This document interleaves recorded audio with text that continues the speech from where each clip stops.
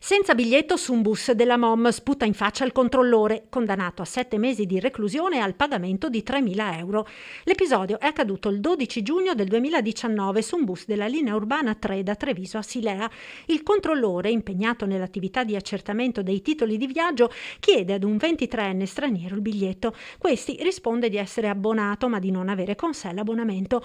Il controllore gli spiega che, come prevede il regolamento, deve stilare un verbale e che il viaggiatore ha poi 10 giorni di tempo per esibire il proprio abbonamento, che porterà all'annullamento del verbale. Alla richiesta delle generalità però scoppia il finimondo. Il giovane minaccia il controllore, cerca di farsi largo a spintoni tra la gente ed infine sputa per 3 volte in faccia al controllore, danneggiando poi la porta per uscire.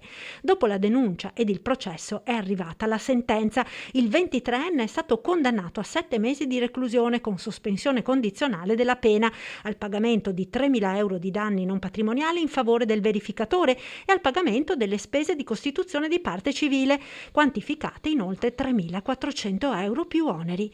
Un segnale importante della giustizia, commenta il presidente di Mom Colladon.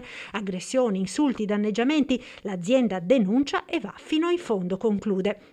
Tra l'altro si tratta di episodi frequenti. Attualmente Mom ha pendenti 17 procedimenti penali in attesa di giudizio per fatti analoghi.